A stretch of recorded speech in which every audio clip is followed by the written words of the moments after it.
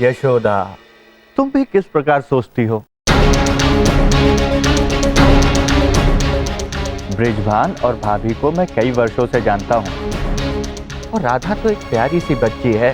वो सब बहुत भले हैं। और कान्हा, तुम्हें ये स्मरण रहे, मैंने तुम्हें गौशाला और गायों की देखरेख का कार्य सौंपा है, और मुझे ये पूर्ण विश्वास है कि तुम इस कार्य को बहुत अच्छे तरीके से करोगे। और हाँ, सुनो, आज तुम राधा को भी लेकर जाना अपने साथ, अपने मित्रों से मिलवाना। वो हमारी अतिथि है, ठीक है? अपनी ओर से पूर्ण प्रयास करूंगा बाबा। किंतु मैया, मुझे भूख लगी है, कुछ खाने को दो ना। मैं अभी स्नान करके आता हूँ। आप मेरे लिए माखन परोस दो। नहीं पुत्र, आज तुम्हें माखन नहीं मिलेगा।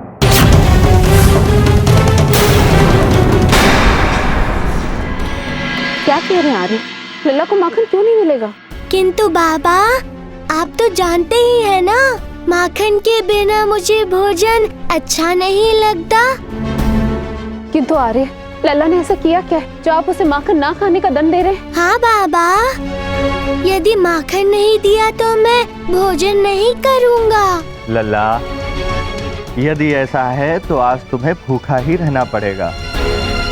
बाबा, कल मेरे जन्मदिन पर आप सबने मेरी हर बात मानी, तो आज मुझसे ऐसी क्या भूल हुई जो आप मुझे ये दंड दे रहे हैं? अरे क्या हुआ? लल्ला का सूरज की भांति चमकता हुआ मुख आज इतना उतरा हुआ क्यों है?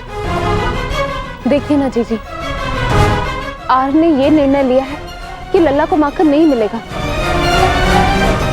यशोदा, थोड़ा सा धैर्य रखो। कोई भी पिता अपने पुत्र का अहित नहीं चाहता है। इसके पीछे कुछ उद्देश्य है, और शीघ्र ही समय आने पर यह पता चल जाएगा। किंतु आर्य, ऐसी कौन सी बात है जो आप हमें नहीं बता सकते? पुत्र, तुम्हें माखन कभी तुम्हारी मैया ने दिया है, और कभी तुमने चोरी करके खाया है। तुम्हें इस बार भी माखन मिल सकता है, किंतु इस बार तुम्हें थोड़ा सा परिश्रम करना होगा। और तुम्हें क्या करना है ये जानने के लिए गोकुल की हाट के समीप जो पीपल का वृक्ष है, वहां पर आना होगा, ठीक है? और हाँ पुत्र, अपने साथ अपने सभी मित्र को लेकर आओगे।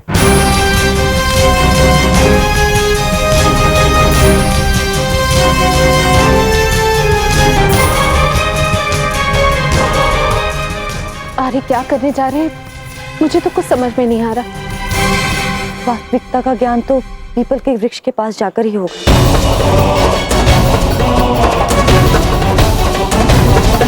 अच्छा बहन, अब हम चलते हैं। और हाँ, गोकुल के समीप वाले वन में आना मत भूलिएगा। इसके लिए आपका बहुत बहुत धन्यवाद।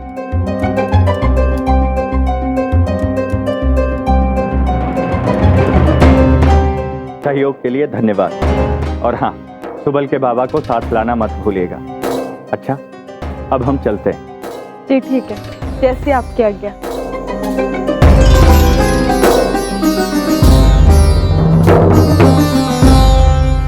कान्हा, तुम्हारे बाबा ने हमें यहाँ इकट्ठा क्यों किया है? कहीं खाने का प्रबंध तो नहीं किया ना? मैं बस ऐसे ही सोच रहा था, यदि लड्डू खाने को मिल जाते तो अच्छा रहता। क्या कहा भैया? खाने का प्रबंध? कहाँ खाने का प्रबंध है? नहीं जाना है। स्वर्गलोक में जाने का प्रबंध है, और हम सब तुम्हें वहाँ छोड़ने जा रहे हैं।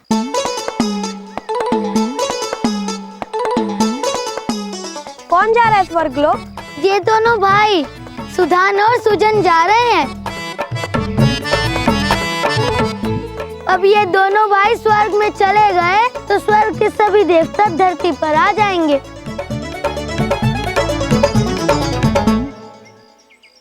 ऐसे किसी का उपहास बनाना उचित नहीं है सुबल। सुजन और सुधन भी अब हमारे मित्र हैं। उनसे क्षमा मांगो। क्या कान्हा, तुम तो किसी का उपवास भी बनाने नहीं देते। अच्छा ठीक है, मुझे क्षमा कर दो। अच्छा ये सब छोड़ो मित्रों। कान्हा, तुम्हारे बाबा हमारे घर आए थे। उन्होंने मैया को कुछ समय उपरांत वन में उपस्थित होने को कहा था। क्या हुआ कान्हा, सब कुछ ठीक तो है ना? सुदामा, तुम निश्चिंत रहो। मुझे तो लग रहा है कुछ ना कुछ अच्छा ही होगा।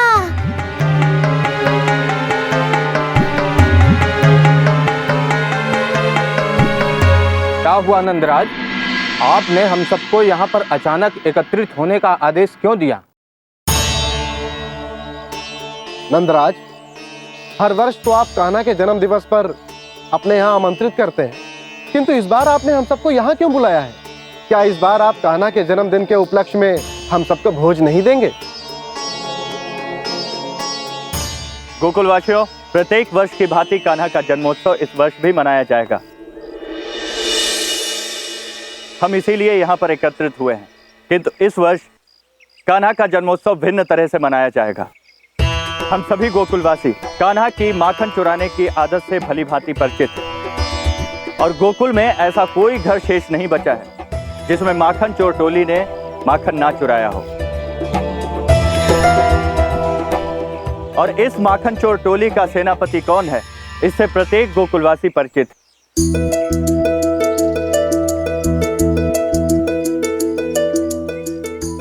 कान्हा, ये सब क्या हो रहा है? लगता है हमें बहुत मार पड़ने वाली है। इसलिए मैं छोटी सी प्यारी सी ये माखन चोर टोली है, इसको मैं चुनौती देना चाहता हूं।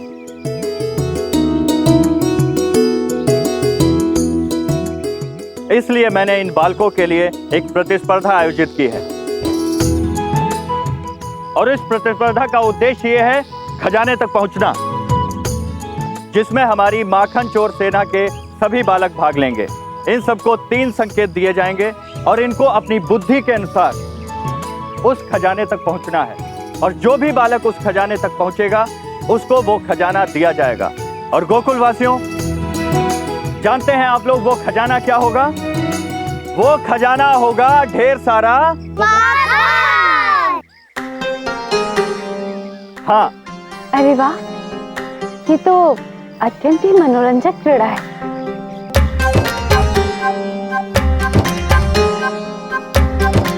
आज तो बड़ा ही आनंद आएगा ये खेल देखने में। अरे भाई, आनंद तो तब आएगा जब ये प्रतिस्पर्धा कठिन हो, क्योंकि हमारी इस माखन चोर सेना से माखन छिपा पाना असंभव है। सच कहूँ तो मुझे हमारी इस माखन चोर सेना से कोई आपत्ति नहीं है, क्योंकि इस टोली में हमारे ही बालक सम्मिलित हैं। अगर थोड़ा सा माखन खा भी लेते हैं तो कौन सी कमी आ जाती है गोकुल में। और नंदराज से इनकी शिकायत करने में तो बड़ा ही आनंद आता है। इस प्रतिस्पर्धा में मैं विजेता बनूंगा। देखना, फिर सारा माखन केवल और केवल मेरा होगा। जितना समय तुम अपनी बात पूर्ण करने में लगा रहे हो, यदि उतना समय अगर तुमने माखन ढूंढने में लगाया तो माखन तुम्हें कान्हा के अगले जन्म दिवस पर ही मिलेगा।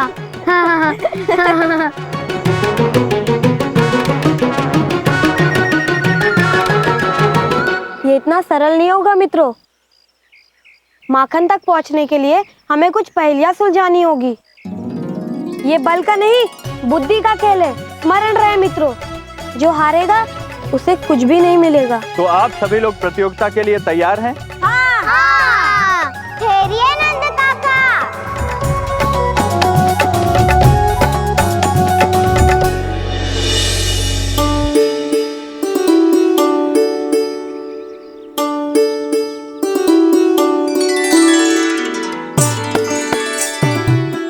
क्या इस प्रतिस्पर्धा में बालिकाओं के लिए कोई स्थान नहीं है नंद काका?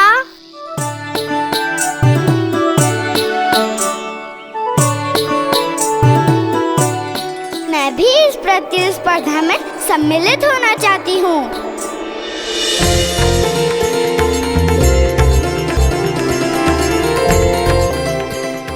अरे वाह बेटी, अब तो इस प्रतिस्पर्धा में और भी मनोरंजन बढ़ जाएगा।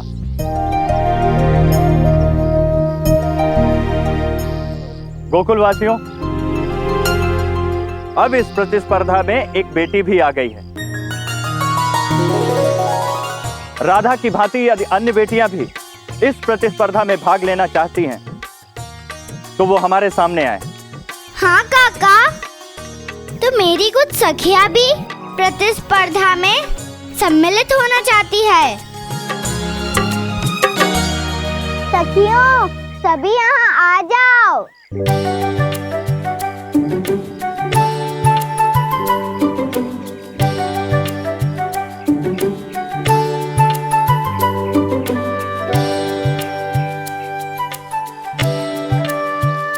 देखो देखो मित्रों, ये बालिकाएं हमसे स्पर्धा करेंगी।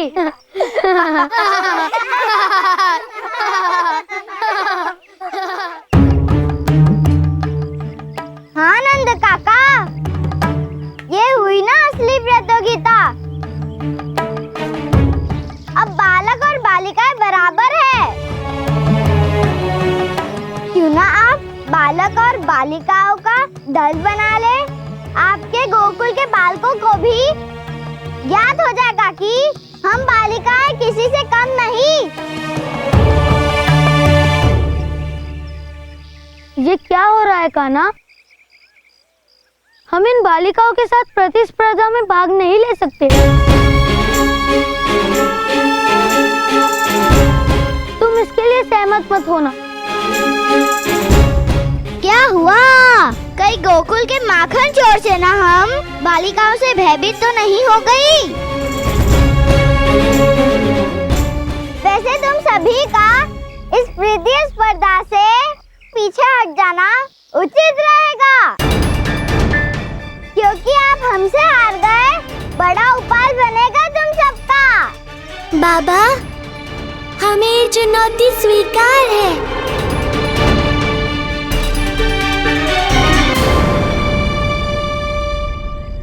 ठीक है, तो मैं ये स्पर्धा आरंभ करता हूँ। ये प्रतिस्पर्धा तो ये क्षण भर में ही जीत जाएंगे कान्हा। कान्हा, इनको पता नहीं कि इनके बोलने से पहले तुम पता कर लोगे कि माखन कहाँ है।